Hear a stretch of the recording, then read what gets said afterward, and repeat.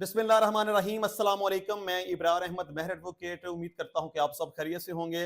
नदीम का सवाल है, अगर मेरी औलाद नहीं, मैंने किसी बच्चे को अपनाया है तो मैं अपने हिस्से की जायदाद उसके नाम कर दूं तो मेरे मरने के बाद मेरे घर वाले उससे छीन तो नहीं सकते? देखिए जी, आपकी जायदाद, आपकी मर्जी।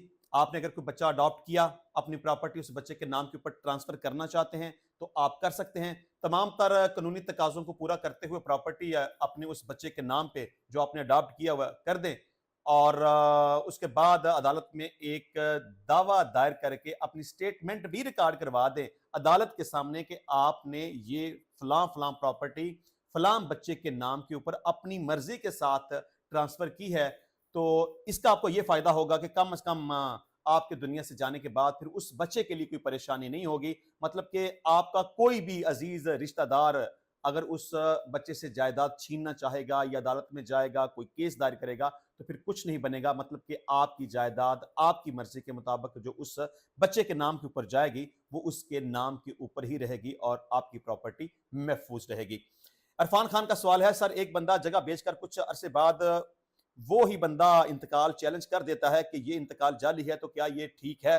देखें, अगर उस बंदे ने अपनी जायदाद किसी दूसरे बंदे के नाम के ऊपर मुंतकिल की है, उसका इंतकाल करवा दिया है, तो बाद में अगर वो बदनीयत हो गया, बेईमान हो गया या उसको चैलेंज करता है, अदालत में जाता है, तो उसको कुछ फायदा नहीं होगा और जो दावा करेगा वो दावा खारिज हो जाएगा। मतलब कि जो इंतकाल किया गया है, जिस बंदे के नाम के ऊपर किया गया है, वो उसी के नाम के ऊपर रहेगा। अगर बेचने वाला उसको चैलेंज कर भी दे तो कुछ फायदा नहीं होगा, इंतकाल मनसूख नहीं होगा। मलिक का सवाल है, सर मेरी बीवी मेरे साथ नहीं रहना चाहती और वो अपने बाप के साथ मिलकर खर्चे का दावा करना चाहती है, क्या वो कर सकती है?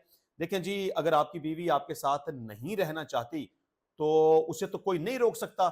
अगर वो चाहे अपने बाप के साथ मिलकर चाहे या अपनी मर्जी के साथ चाहे, वो आपके खिलाफ अगर दावा दायर करना चाहे खर्चे का तो वो कर सकती है। लेकिन यहां इंपॉर्टेंट बात यह है कि उसे यह साबित करना पड़ेगा कि वो अपने खामद के साथ, मतलब कि आपके साथ रहना चाहती है, लेकिन आपने जबरदस्ती उसे अपने घर से निकाल दिया है। मतलब वो अपनी रिस्पॉन्सिबिलिटीज को पूरा करने को तैयार है लेकिन आप रखने को तैयार नहीं है। तो जब तक तलाक नहीं हो जाएगी या तलाक के बाद इद्दत पूरी नहीं हो जाएगी, उस वक्त तक अदालत आपको हुक्म देगी कि आप अपनी बीवी को खर्चा अदा करें, और अदालत जो खर्चा फिक्स करेगी वो आपके माली हालात और आपकी आमदन को मद्देनजर रख कर करेगी। लेकिन अगर औरत ये साबित ना कर सके, मतलब कि अगर औरत अपनी मर्जी के साथ घर छोड़कर चली गई है और अदालत में जाके खर्चे का दावा दायर कर दे, तो फिर इस सूरत हाल में वो खर्चा लेने की हकदार नहीं है।